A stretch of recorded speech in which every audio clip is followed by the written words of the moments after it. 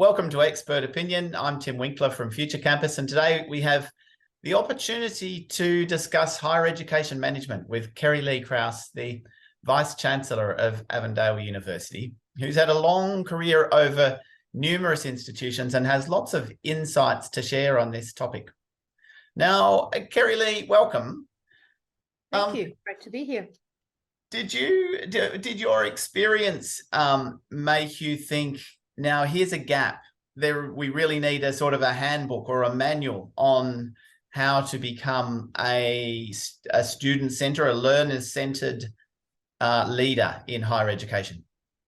Thanks, Tim. And it's a great question. And the answer is a big yes. I certainly benefited greatly from mentors and fellow travelers as I was developing my leadership capabilities. And there really isn't a formula or a recipe, and I'm not pretending to provide one. But what is helpful is learning from the experience of others and being able to pick ideas and key things that have helped those who have gone the road before you. So that's really the gap. I wanted to make sure that I'd done my part to share some learning and hopefully invest in the next generation of leaders.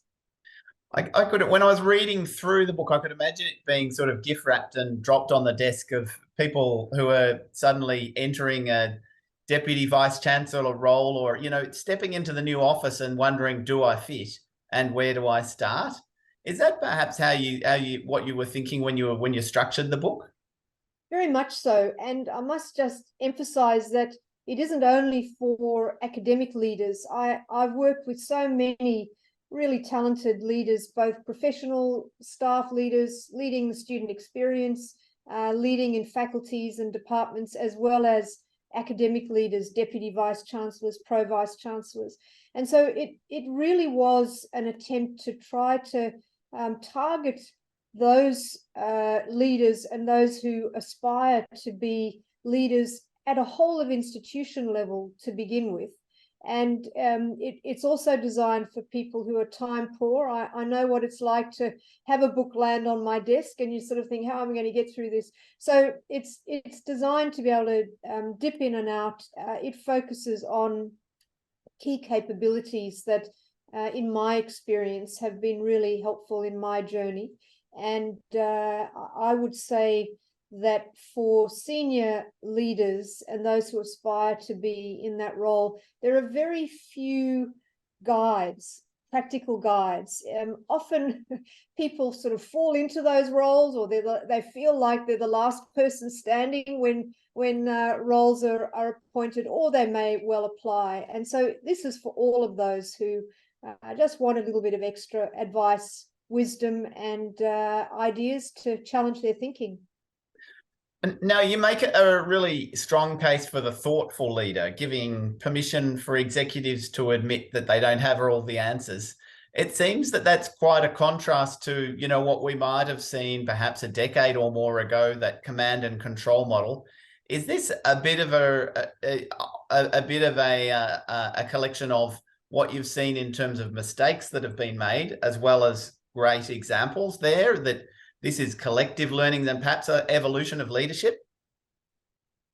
Yeah, look, it is very much about what I've learned and what I've observed in effective leadership, as well as maybe suboptimal leadership. And I must say, I've mostly learned from those who have been really effective leaders. And the examples that I give, the case studies, that sort of thing, really are from day-to-day learned lessons learned on my part.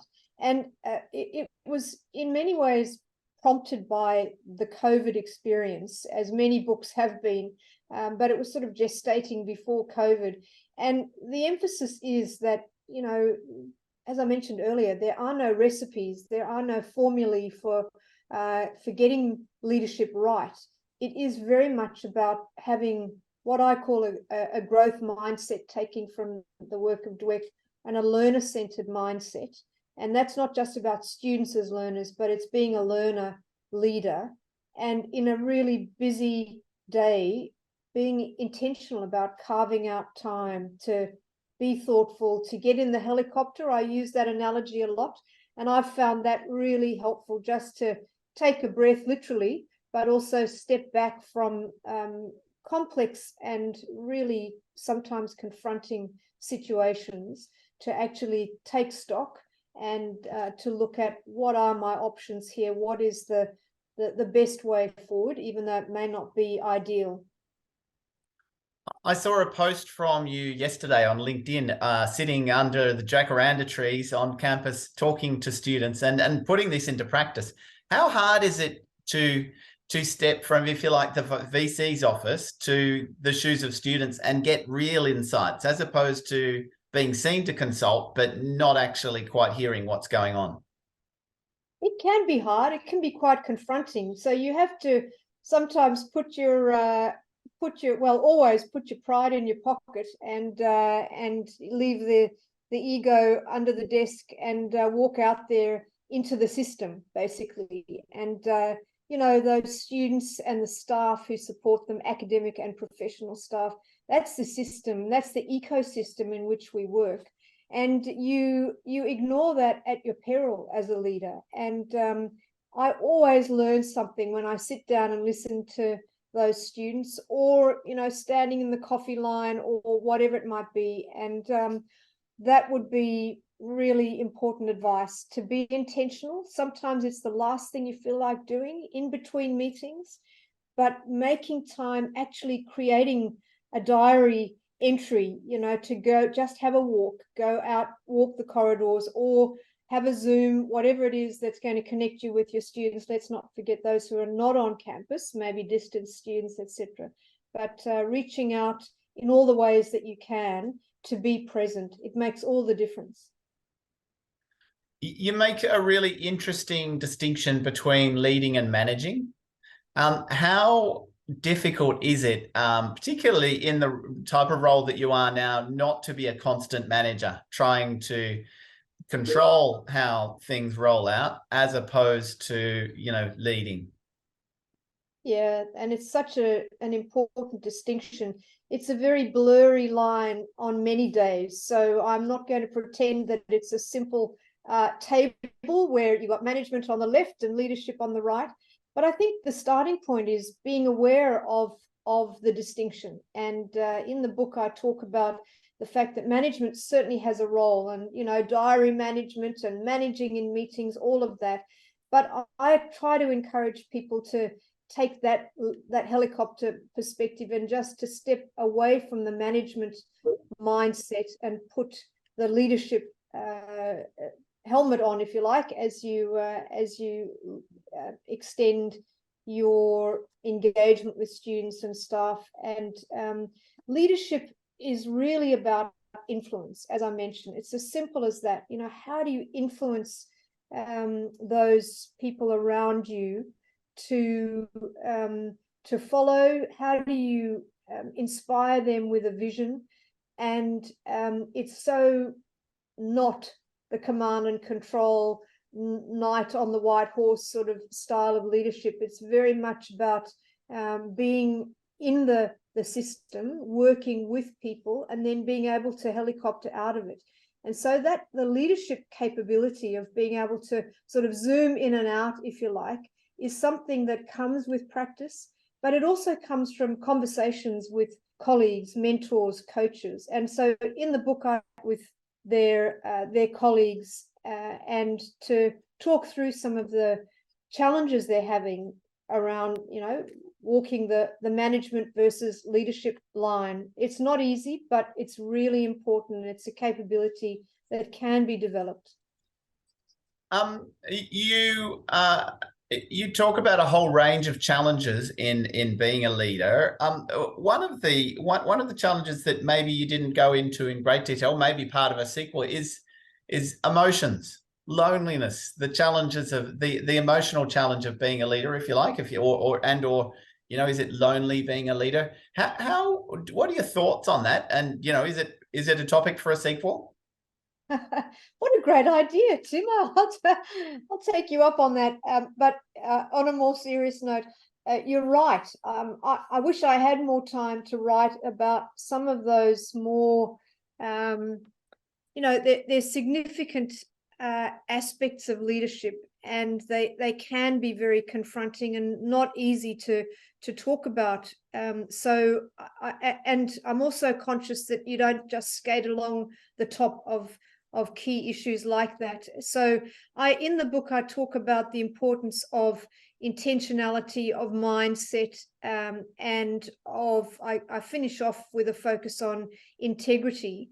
And in a way, that is a bit of a launching pad into, so who am I as a leader? And I think it's a great idea to be able to expand on that. And perhaps that for those who may be watching and listening here, perhaps a starting point is to use some of those discussion questions and just to open up the conversation with fellow leaders. There is absolutely no shame and nothing to be concerned about if you are feeling lonely as a leader. In fact, that's why I wanted to write the book, because often people don't talk about some of these challenges. So this is a starting point to open up those conversations, and the support you will find is phenomenal in terms of people around you who are wanting to support and help you, guide you. Has this been a long-term project, writing this book, or is it a relatively recent one? As I said, it's been gestating for a while. I think I love to write, and it is a way for me to share lessons learned. But the quick answer is it did come to a point through COVID. So once I sat down and I thought, what would I find helpful? It fell into place, and so it came together relatively quickly, but a lot of research behind the scenes, so quite a lot of references, but hopefully that doesn't make it too heavy. I think it's pretty practical, so people will find it a useful read if they're interested. And have you had much response yet? I have had, I think one of the loveliest, speaking of posts, a good colleague of mine posted a photo on LinkedIn of the book with a cup of coffee and looking out at the water. I won't mention the person's name, but it meant such a lot to me, because what it said was, this is something that I can read on the go. I can sit down and enjoy my coffee, and it's something meaningful to me.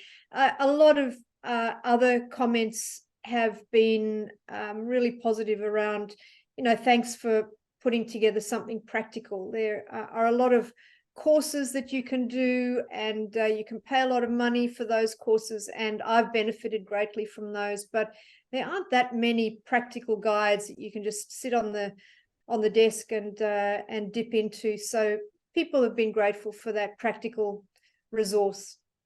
Awesome. Well, I wish you very well with it. It's Learner-Centered Leadership in Higher Education, a practical guide. I think it's I found it a very easy and accessible read, and I think it's a great contribution to the sector. So thanks very much, Kerri-Lee. Thanks, Tim, and all the best to those who are watching and listening, and who are leaders or aspiring to be leaders. We need you, and this one's for you. Thanks, Tim. Thanks very much.